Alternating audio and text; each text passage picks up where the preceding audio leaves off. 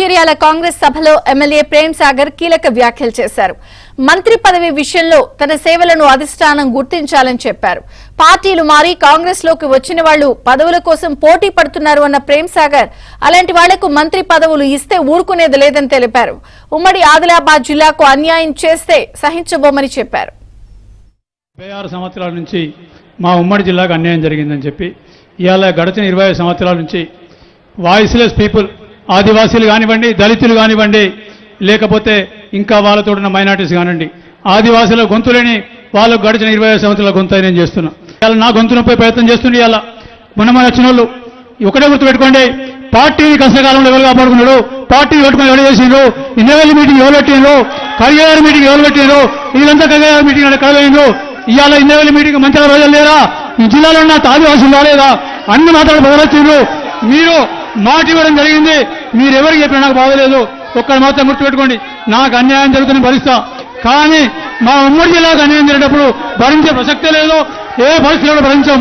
దానికోసం ఇది ఉద్యమాల గడ్డ. రాష్ట్రంలో ఉద్యమాలు 1970 నక్సలైట్ ఉద్యమం కానీ ఉద్యమాలకు ఇది పూరిటి గడ్డ నుంచి ఉద్యమాలు వేసినాయి. కాబట్టి ఇవాళ నిన్నొచ్చి మొన్నొచ్చి ఉన్న పార్టీలను తిరిగొచ్చి పార్టీలో ఉండి 7 రోజులు బెల్లపల్లి ఒక పాదయాత్ర చేస్తే కనీసం 7 నిమిషాలు కూడా రాలేదు. వాళ్ళు ఇవాళ మంత్రి గురించి మాట్లాడుతున్నారు. ఇవాళ ఆ దినం ఖార్గే గారి సభకు కూడా రాలేదు, కనీసం మంత్రి వచ్చే సంగతి వేరు, వాళ్ళు కూడా మంత్రి పదవి అడుగుతాను. మొత్తం టీఆర్ఎస్ 2 సార్లు, బీజేపీ అన్ని పార్టీలు తిరిగి వచ్చిన ఎవరైతే ఉన్నారో వాళ్ళు కూడా ఇవాళ మంత్రి పదవి అడుగుతున్నారు. వాళ్ళు ఒక కుటుంబంలో 3 అయిపోయినాయి, ఇంకోటి ఇచ్చేస్తే జిల్లాను కాంగ్రెస్ పార్టీ వాళ్ళు దత్తత చేసి అమ్మజేయింది. అప్పుడు కానీ ఈ జిల్లా ఉమ్మడి జిల్లా అనేది తెలుస్తుంది మీకు.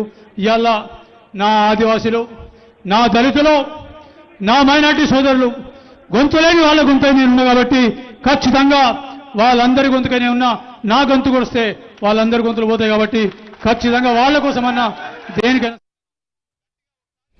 ఉమ్మడి ఆదిలాబాద్ జిల్లాలోని మంచిర్యాలలో నిర్వహించినటువంటి కాంగ్రెస్ సభలో ప్రేమ్ సాగర్ కీలక వ్యాఖ్యలు చేశారు. ప్రధానంగా మంత్రి పదవి విషయంలో తన సేవలను అధిష్టానం గుర్తించాలని కూడా ఈ సందర్భంగా చేసినటువంటి వ్యాఖ్యలు ప్రాధాన్యం సంతరించుకున్నాయి. అసలు ఏమున్నారు పూర్తి అప్డేట్స్ మాంతయ్య అందిస్తారు. మాంతయ్య.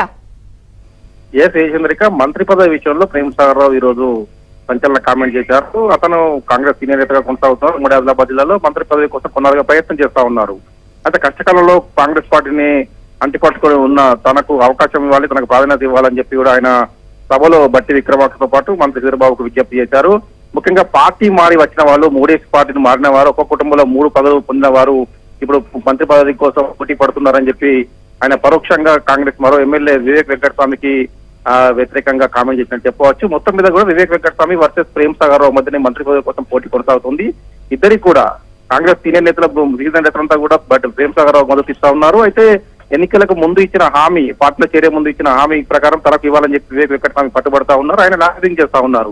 ఈ నేపథ్యంలో పార్టీ సీనియర్ గా, పార్టీ కష్టకాలంలో కూడా పార్టీ కోసం పనిచేశాను. ముఖ్యంగా కాంగ్రెస్ పార్టీ అధికారంలోకి రావడానికి కారణమైన ఇంద్రవెల్లి, దళిత గిరిజన దండోర, అదేవిధంగా బట్టి పాదయాత్ర, ఇవన్నింటిలో కూడా తానే కీలక పాత్ర పోషించాను. అవన్నీ సక్సెస్ వెనుక తానే ఉన్నాను. పార్టీకి సంబంధించిన కేడర్ని కాపాడుకున్నాను 10 ఏళ్ల బీఆర్ఎస్ పాలనలో. కాబట్టి తనకు అవకాశం ఇవ్వాలని చెప్పి ఆయన సభాముఖంగా ప్రకటించడం సంచలనంగా మారింది.